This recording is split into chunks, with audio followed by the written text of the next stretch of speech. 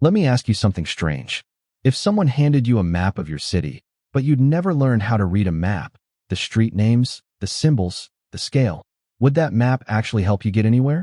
Probably not. That's exactly what happens to most people with money. Every single day, you are surrounded by financial decisions. The credit card in your wallet, the 401k your employer keeps emailing you about, the mortgage rate your neighbor mentioned at the barbecue, the investment app your coworker won't stop talking about. The information is everywhere. The map is right in front of you, but nobody taught you how to read it. And here's the part that nobody wants to say out loud. Schools didn't teach you. Your parents probably didn't either, not because they didn't care, but because nobody taught them. And so generation after generation, millions of people make huge financial decisions, buying cars, taking loans, choosing retirement plans, completely in the dark. But here's what's interesting. You don't need a finance degree to change this. You don't need to read a 1,000-page textbook or binge 10 hours of Wall Street documentaries. You just need 10 tiny habits. Small, almost effortless shifts in how you think and act around money. And if you stick with them through 2026, your entire financial picture starts to look different. Not because you got lucky, not because you found some secret investment, but because you finally learned how to read the map. Here's the dangerous myth that keeps most people financially stuck. The myth goes like this: I'll learn about money when I have more of it. Sound familiar? It's completely backwards, but it feels logical. Why stress about investing when you're living paycheck to paycheck? Why learn about compound interest when you've only got $200 in your savings account? Why study tax strategy when you don't feel rich? And so people wait. They tell themselves that financial education is a luxury for people who already have money. But the truth is the complete opposite. Financial literacy is what creates the money in the first place. Think about it this way. Imagine two people, both earning exactly $50,000 a year. Same salary, same city, same cost of living. Person A thinks money is just something that comes in and goes out. They pay their bills, they spend what's left, and they vaguely hope things work out. Person B spends just 15 minutes a day building tiny financial habits. They learn one concept at a time. They start to understand how money actually behaves. 5 years later, person A is in the same spot. Maybe a little more stressed, actually, because prices went up and their salary barely budged. Person B, they've built an emergency fund. They've started investing, even in small amounts. They got a raise because they understood how to negotiate. They made one smart decision about their credit score that saved them thousands on a car loan. Same salary, completely different outcomes. The difference wasn't luck. It wasn't talent. It was 10 tiny habits. Habit number 1, spend 5 minutes a week reading your bank statement. Actually read it. This sounds almost insultingly simple, right? But here's the psychology behind it. Psychologists call it the ostrich effect, the human tendency to avoid looking at negative financial information. Studies have shown that people check their bank accounts less when they're worried about money. They bury their heads in the sand, hoping the problem disappears. It never disappears.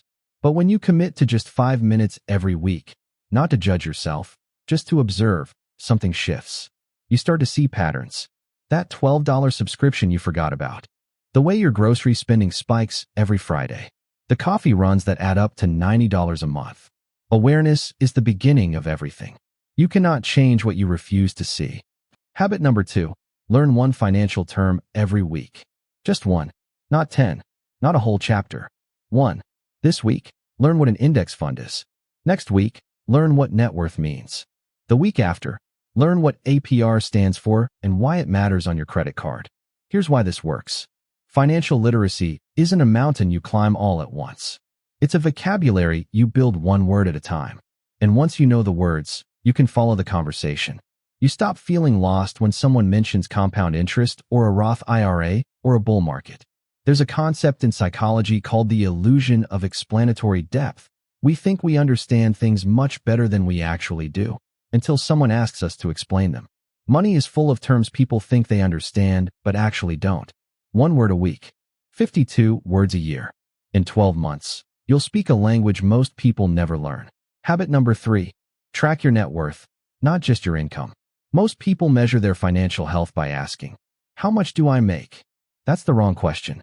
The better question is, how much am I worth? Net worth is simple. It's everything you own, your savings, your car, your investments, your home equity, minus everything you owe, your loans, your credit card balances, your mortgage. A person making $200,000 a year with $300,000 in debt is less financially healthy than someone making $50,000 with zero debt and $20,000 saved. Income is the water flowing into your bucket. Net worth tells you how much water is actually in the bucket and whether your bucket has holes. Calculate yours today. Write it down. Check it once a month. Watch it grow. Habit number 4. Pay yourself first, even if it's just $10. The traditional approach to saving goes like this. Earn money, pay your bills, spend on life, save whatever's left. The problem? There's almost never anything left. Paying yourself first flips the order. The moment your paycheck arrives, a small amount, even $10 or $20, goes directly into savings or investment before you spend a single cent on anything else. This works because of a psychological principle called loss aversion. Once money is in your checking account, your brain registers spending it as normal. But if it never reaches your checking account in the first place, your brain doesn't miss it. You stop feeling the loss. You adapt. And your savings grow quietly in the background, week after week, without requiring any willpower at all. Habit number 5. Listen to one personal finance podcast or watch one video every week. Not for hours, just one episode. One video, 20 minutes maximum. Here's what this does over time. It keeps financial thinking active in your mind. The human brain is deeply influenced by what it's repeatedly exposed to. Psychologists call this the mere exposure effect. The more you encounter ideas about budgeting, investing, and wealth building, the more natural and normal they feel. People who grow up in financially literate households absorb these ideas casually, at the dinner table, in passing conversations. They don't have to work to make it feel normal. For everyone else, we have to create that environment deliberately. One video a week is how you build that environment. Habit number 6. Understand the difference between good debt and bad debt. Not all debt is the enemy. This is one of the most important distinctions in financial literacy, and most people have never heard it explained clearly. Bad debt is money you borrow to buy things that lose value over time. A high-interest credit card you use for clothes and restaurants. A car loan on a vehicle that depreciates the moment you drive it off the lot. These drain your wealth. Good debt, used wisely, is money you borrow to acquire things that generate value. A mortgage on a property in a growing area. A student loan for a degree with strong earning potential. A business loan that creates income. These can build wealth when managed correctly. The habit here is simple. Every time you're about to take on debt, ask yourself, is this debt an investment or a consumption? Will this make me richer or just make my life more comfortable right now? That single question can save you from decades of financial pain. Habit number 7. Start learning about compound interest and let it obsess you. Albert Einstein reportedly called compound interest the eighth wonder of the world. Whether he actually said it or not, the idea is completely true. Here's the simplest way to understand it. Imagine you plant a tree. In the first year, it grows 1 foot. But then, something magical happens. The tree doesn't just grow from the ground up. It grows from its entire current height. So next year, it's taller, and it grows more. The year after, even taller, even more growth. That's compound interest. You earn returns not just on your original money, but on all the returns you've already accumulated. $1,000 invested at 7% annually doesn't just grow by $70 every year. It grows by $70 the first year, by $74.90 the second year, by $79.90 the third, and it keeps accelerating. Over 30 years, that single $1,000 becomes nearly $8,000 without you doing anything. The habit is this. Every week, spend 5 minutes looking at a compound interest calculator online. Plug in small numbers. Watch what happens over 10, 20, 30 years. Let the numbers amaze you. Because the real lesson of compound interest isn't just mathematical. It's psychological. It teaches you that time is your most valuable financial asset, and that starting small, starting now, is infinitely better than waiting until you have more. Habit number 8. Review one financial product you already use. You probably have a checking account, a credit card, maybe a savings account. But do you actually know the terms? What interest rate is your savings account paying you? If it's a traditional bank account, it might be paying you almost nothing, while high-yield savings accounts at online banks are offering dramatically more. That difference, on $10,000, could be hundreds of dollars per year for doing absolutely nothing different. What's the APR on your credit card? What fees does your bank charge? Are you enrolled in your employer's retirement plan? Are you getting the full match? The habit is this. Once a month, pick one financial product and spend 15 minutes understanding exactly how it works and whether you're getting a good deal. Quietly, without realizing it, most people are leaving hundreds or even thousands of dollars on the table every year just because they never looked. Habit number 9, talk about money out loud with real people. This one makes people uncomfortable, and that discomfort is exactly why it's so important. Money is one of the last great taboos. We'll discuss our health, our relationships, our deepest fears, but ask someone how much they make or what they paid for their house, and the room goes silent. This silence is expensive. When you can't talk about money openly, you can't compare notes, ask for advice, catch your own blind spots, or learn from other people's mistakes. You're navigating in isolation. The habit isn't about sharing your salary at every dinner party. It's about finding even one person, a friend, a partner, a family member, with whom you can have honest financial conversations. Talk about your goals. Talk about what confuses you. Talk about mistakes you've made. Financial literacy accelerates dramatically when it's social.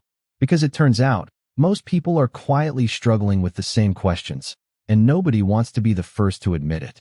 This might be the most underrated habit on this entire list. Most people are chasing wealth without ever defining it. They want more, but more than what? More for what purpose? How will they know when they've arrived? Without a personal definition, wealth becomes a moving goalpost. You hit $50,000 saved, and suddenly the goal shifts to $100,000. You hit $100,000, and now you need $1 million. You get the $1 million, and you're still not sure why you don't feel secure. Psychologists call this hedonic adaptation, the human tendency to quickly return to a baseline level of happiness regardless of external changes. We get what we wanted, and then we want something else. The habit is this. Spend 10 minutes writing down what financial security genuinely means to your life. Is it being able to pay your bills without stress? Having 3 months of expenses saved? Retiring at 60? Sending your kids to college debt-free? Owning a small home outright? Write it down. Make it specific. Make it yours. Because people who know exactly what they're building toward make better financial decisions every single day. They don't get distracted by the shiny investment their coworker mentioned. They don't overspend trying to match someone else's lifestyle. They have a compass. Here's the deeper idea underneath all 10 of these habits. Financial literacy isn't really about money. It's about power. When you don't understand money, every financial system around you, banks, credit card companies, loan providers, employers, holds power over you. Not because they're evil, but simply because you don't understand the rules of the game they're playing. When you start building financial literacy, you start to see the rules. You start to understand when someone is trying to sell you something that benefits them more than it benefits you. You start to recognize a bad deal from a good one. You start to ask better questions. There's a remarkable statistic worth thinking about. According to various financial literacy studies, people who score highest on financial literacy tests consistently accumulate more wealth over their lifetimes, even when you control for income level. It's not just that wealthy people learn finance. Financial knowledge creates wealth across income levels. And the beautiful thing about knowledge? Nobody can take it away from you. Here's what I want you to do right now. Don't try to start all 10 habits today. That's a recipe for burning out and quitting by next Tuesday. Pick 2. Just 2 habits from this list that feel manageable and genuinely interesting to you. Maybe it's tracking your net worth for the first time. Maybe it's spending 5 minutes a week actually reading your bank statement. Maybe it's finding a personal finance podcast for your commute. Start there. Build the identity of someone who takes their financial education seriously. Because that identity, that self-concept, is what makes all the other habits feel natural over time. You don't have to be an expert. You just have to be someone who keeps learning. Here's the thought I want to leave you with. Every single wealthy person you admire, every investor, every entrepreneur, every person who built something from nothing, started somewhere. Most of them didn't start with money. They started with understanding. They learned how money worked before they had very much of it. And that knowledge became the foundation that everything else was built on. The map was always there. You're just learning to read it. And the most important thing about 2026 isn't whether the stock market goes up or down, or whether interest rates change. or whether some new financial trend comes along. The most important thing is whether, by December 31st, you know more about your own financial life than you did on January 1st. That's it. That's the whole game. Because the people who keep learning year after year don't just become financially literate. They become financially free.